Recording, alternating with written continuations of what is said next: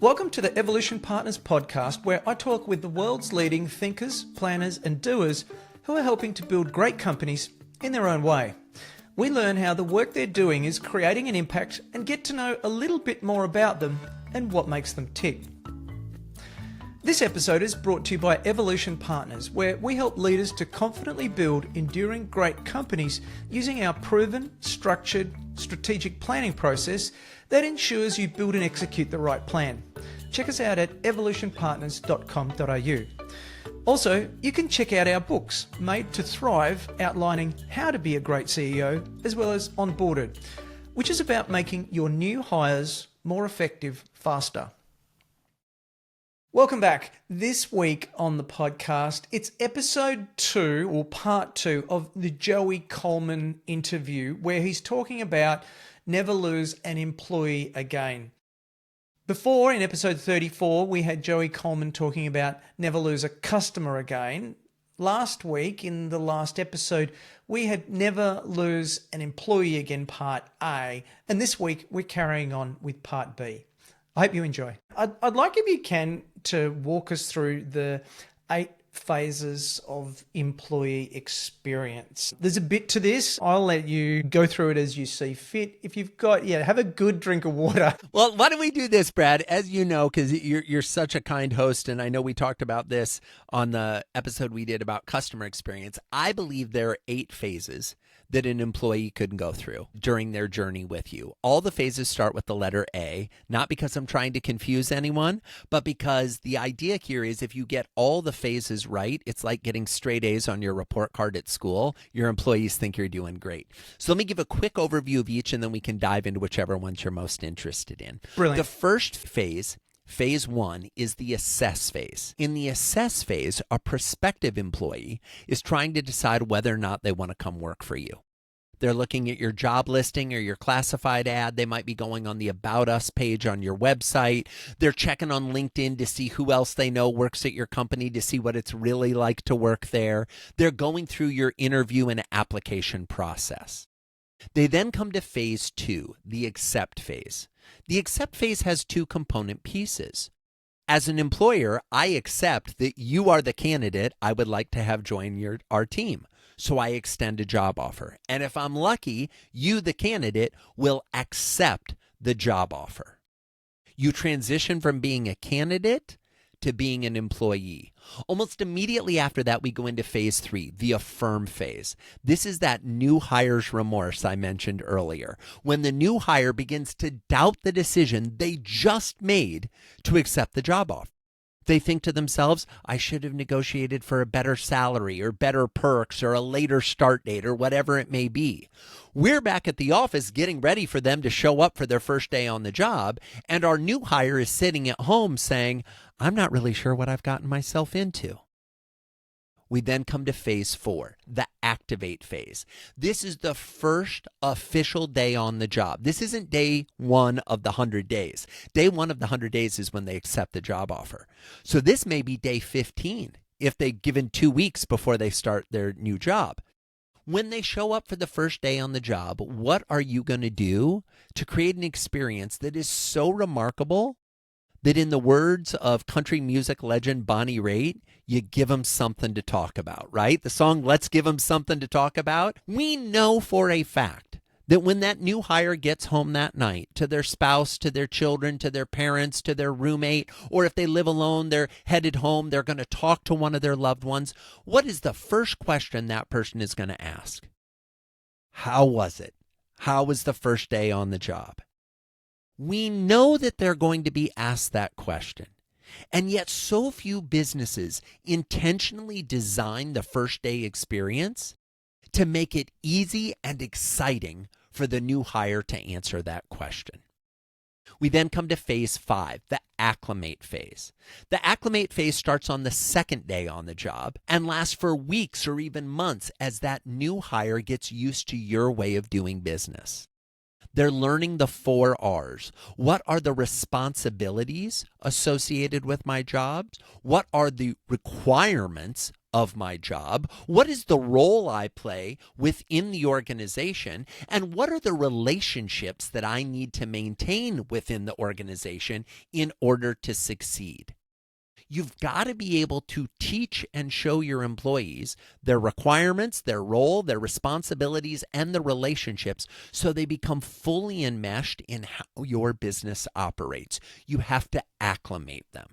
We then come to phase 6, the accomplish phase. The accomplish phase is when the employee achieves the goal they had when they originally decided to apply for a job with you. Now, some employers think, well, Joey, that's a paycheck. They just want money. No, friends, they want money, and you got to pay a good wage and you got to take care of your people financially. But almost every employee on the planet wants more than that. They want to be challenged. They want to learn. They want to pick up new skill sets. They want this to be a stepping stone to the next job. They want to get promoted. They want to have bigger responsibility. They want to be responsible for people or a team or a project. If as employers, we don't know what our individual employees are hoping to accomplish, we have no way of tracking their progress towards that goal or celebrating with them when they actually achieve the goal. We then come to phase 7, the adopt phase. In the adopt phase, the employee becomes loyal to you and only you. They're committed. They're not going to answer that call from a headhunter. They're not going to apply to when their friend says, hey, we've got an opening at my company, you should apply over here either. No, they are committed. They are bought in. The danger for most employers is we take our adopters for granted. Most of the people listening, most of the people watching along have adopters within their organization that they are taking for granted.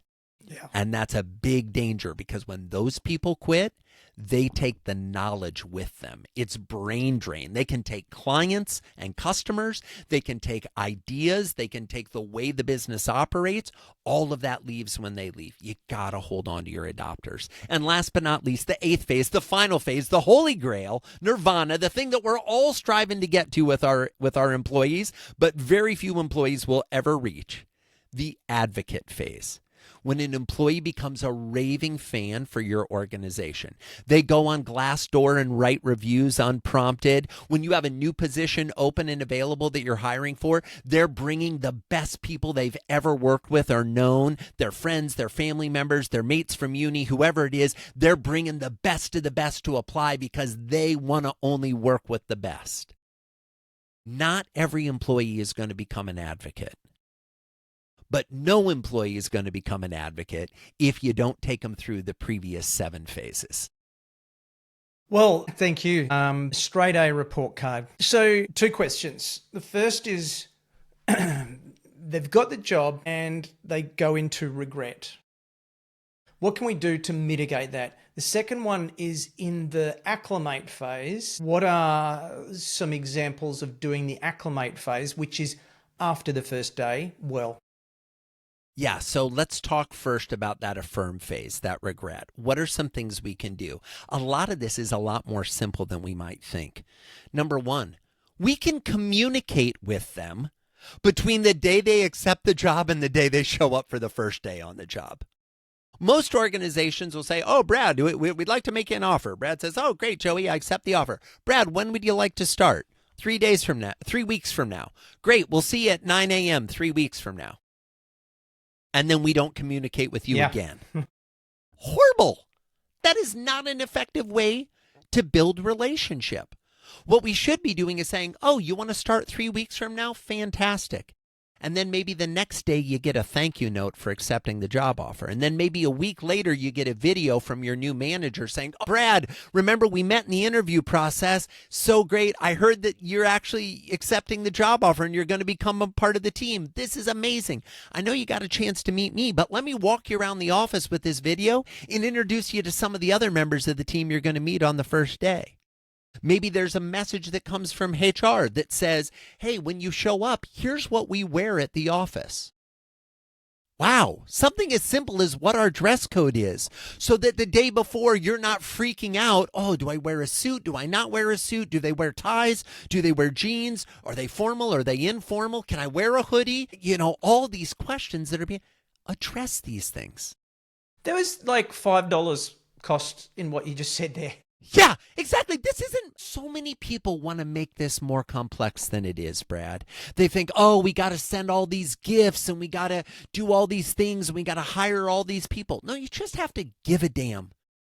You just have to be thoughtful. You just have to try to remember what it was like when you first joined this organization, how little you knew, and what you wish you would have known before you showed up. Something as simple as, hey, by the way, you don't need to bring your lunch on the first day.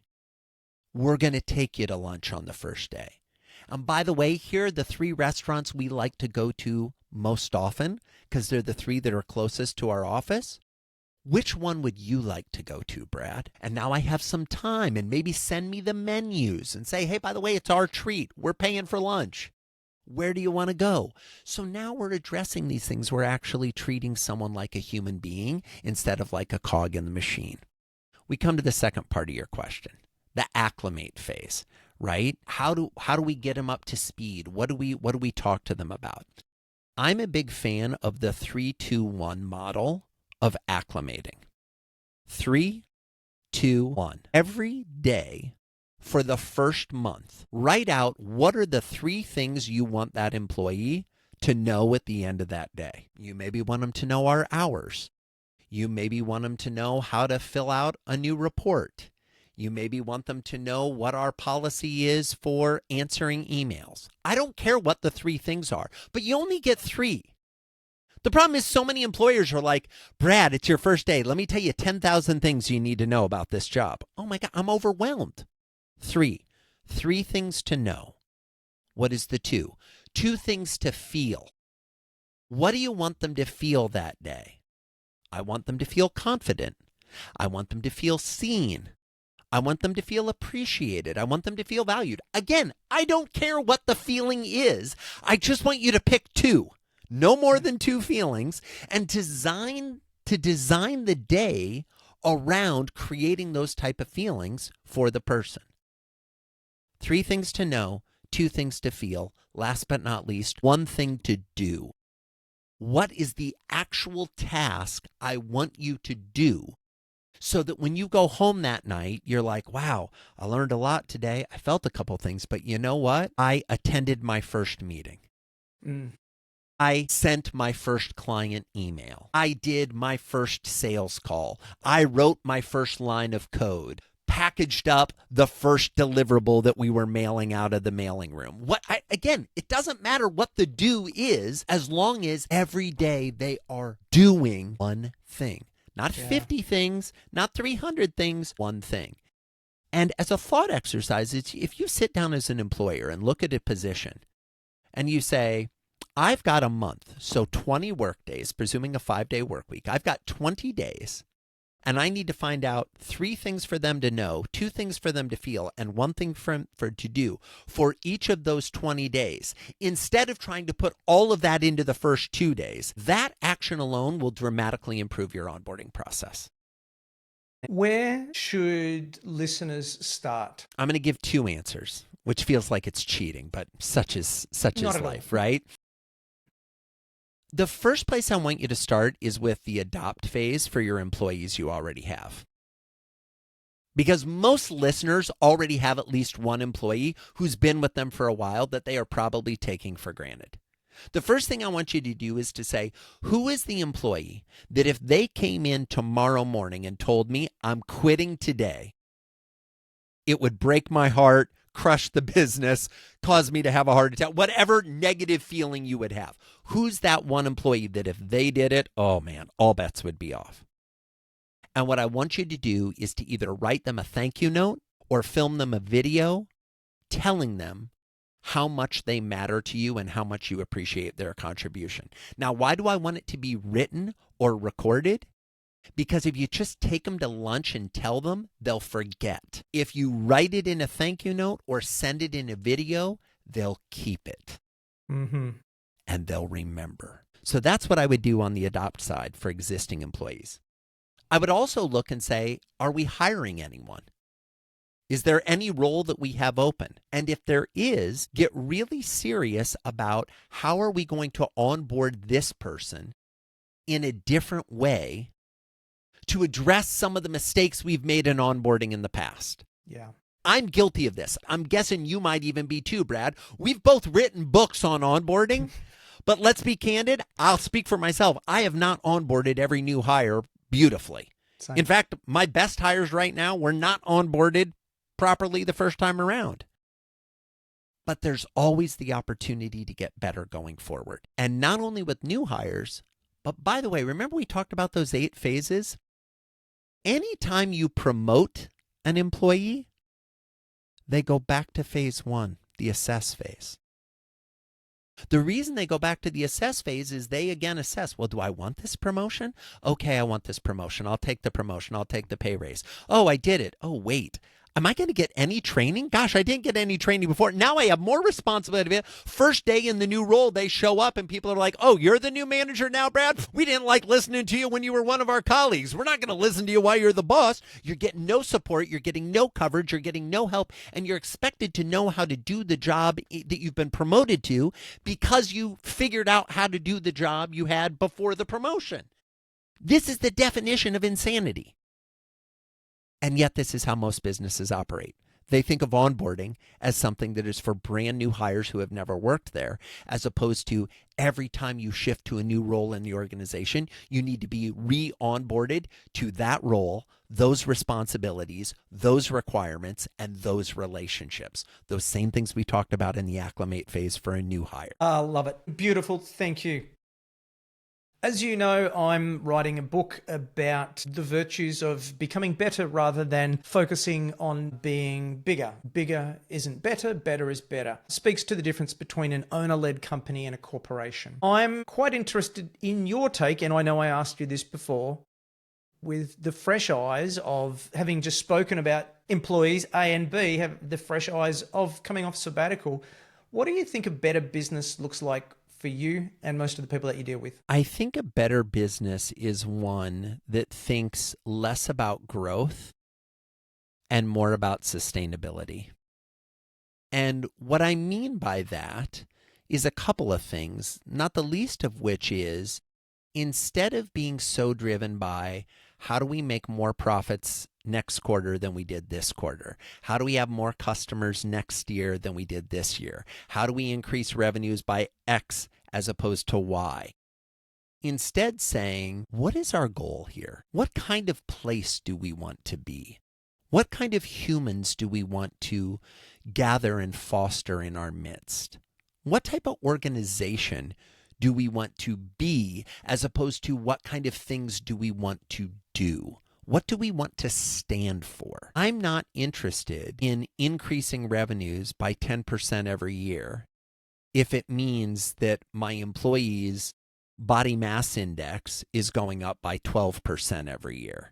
If it means that their likelihood of having a heart attack is going up by 6% every year. If it means their likelihood of getting divorced is going up by 32% a year. See, we're real quick to track what our growth is on profits, on revenues, on employee headcount, on client headcount, but we're not very quick to track the consequence of this growth on the humans that are producing this growth.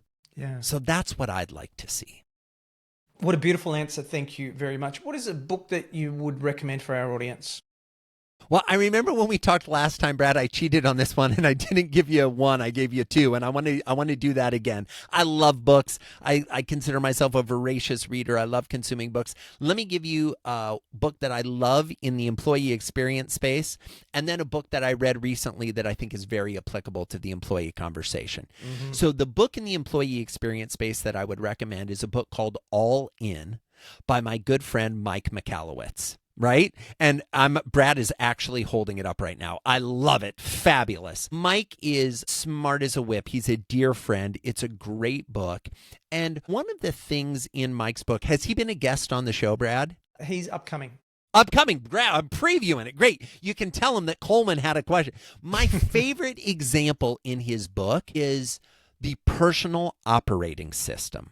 There is a piece of his book where he shares this idea that you should create a document that is your personal operating system that you share with your colleagues and your coworkers so they know what kind of person you are. How do you like to receive feedback? How do you like to give feedback? How do you like to receive criticism? How do you like to be praised, publicly or privately? You detail all of these things. Ask Mike about it. I think that alone is worth the price of admission on Mike's book. The whole book is fantastic. The second book I would recommend is a book called Let Them by Mel Robbins. Now, this is a newer book. It's actually a book that I read on sabbatical. And what I will say is I'm going to do my best, with all due respect to Mel's work, and read the book. She does a wonderful job with the book. I'm going to do my best to summarize it briefly. The principle behind Let Them is let other people be who they are. Stop trying to make them like you. Stop trying to make them think like you, act like you, respond like you. Let them be who they are. And in the same way that you let them be who they are, let me, yourself, be who you are. Let them, let me. I have found that this book has increased my understanding of how often I associated frustrations with other people behaving in a way that wasn't exactly the way I would behave in that situation, which is fascinating when we think about it psychologically. Like, of course, everyone isn't going to see the world the exact same way I see the world, but how often was I getting emotionally charged because someone else was having a reaction or making a choice or doing something that, frankly, had nothing to do with me and everything to do to them, and the only consequence was me getting worked up about their choice. Their choice didn't actually impact me. I just made it impact me based on my reaction.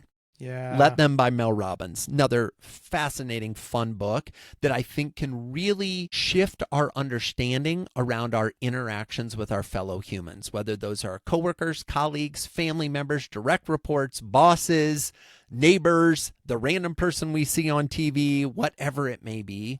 Let them be who they're going to be. Let me be who I'm going to be. Cool. Thank you for sharing those two. We'll put those in the show notes. Joey, how can people find out more about you and your business?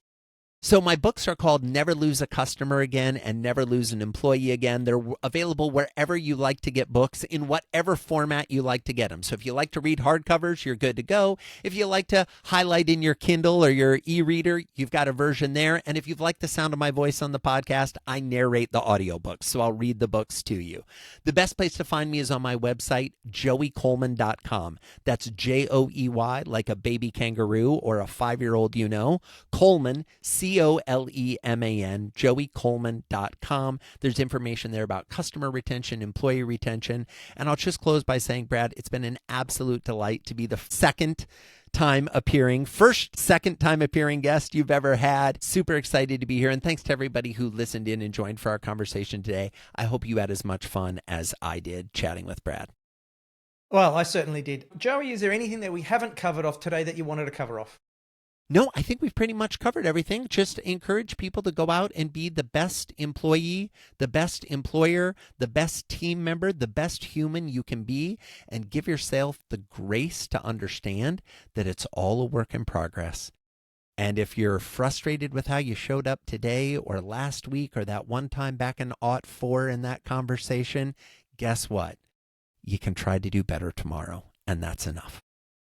Well, thank you so much for sharing your wisdom, Joey. As always, it's been a pleasure. And, the little snippets, the little highlights, the little ideas along the way have been great. So thank you again so much. Thanks, Brad. Well, I hope you enjoyed the episode as much as I did.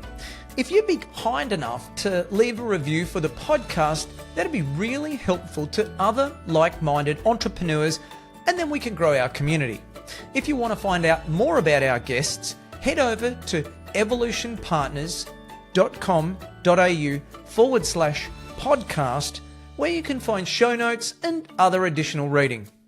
Hope to see you back next week. Until then, keep thriving.